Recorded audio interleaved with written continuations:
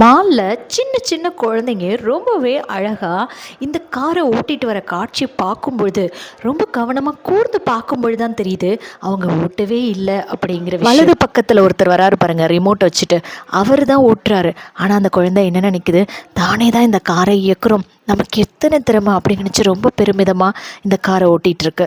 ஆனால் இதே மாதிரி தான் நம்ம வாழ்க்கையும், நம்ம செய்யக்கூடிய ஒவ்வொரு செயல்களையும் செய்து முடிச்சுட்டு சாதிச்சு முடிச்சோன்னே நம்ம என்ன நினைக்கிறோம், நான் சாதிச்சிட்டேன், நான் செஞ்சிட்டேன் அப்படின்னு ரொம்ப பெருமிதம் கொள்கிறோம். ஆனால் உண்மையான அந்த ரிமோட் கண்ட்ரோல் இறைவன் கிட்ட தான் இருக்குது. அவர் தான் நம்மளை இயக்கிட்டு இருக்காரு. அப்புறம் எதுக்கு இந்த நாடகம்? அவரே நம்மளுக்கு எண்ணங்களை தராரு, அவரே நமக்கு இந்த உடலையும் தராரு, எல்லாமே அவர் தந்து எதுக்காக இந்த இயக்கத்தை ஏற்படுத்திட்டு இருக்காரு அப்படின்னு நீங்கள் என்னைக்காவது சிந்திச்சு பார்த்துருக்கீங்களா? இந்த விஷயத்தை நீங்கள் இன்னும் ஆழமாக யோசிச்சிங்கன்னா உங்களுக்கு ஒரு விஷயம் புரியும். இந்த உதாரணத்தை கேளுங்களேன். என்கிட்ட ஒரு 10 பவுன் கோல்டு இருக்குது, வெறும் தங்கம் தாங்க. ஆனால் அந்த தங்கத்தை தங்க கட்டியாகவே நான் வச்சுட்டு இருந்தேன்னா அதோட பெருமை எப்படி இருக்கும்? அதை யாருக்கும் நான் காட்ட முடியுமா? அதுக்கு பாதுகாப்பு இருக்குமா?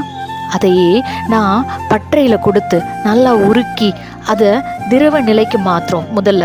அதுக்கப்புறம் அதை அச்சிலிட்டு எனக்கு பிடிச்ச மாதிரி ஒரு அழகான ஆரமாக அதை செய்யும் பொழுது அது மற்றவர்கள் கண்ணை பறிக்கும்படி இருக்கும்.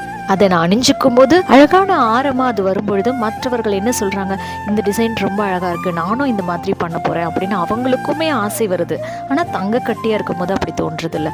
நம்ம ஒரு நிலையிலிருந்து இன்னொரு நிலைக்கு மாறுறதுக்கு எத்தனை அடி அந்த தங்கம் வாங்கியிருக்கு.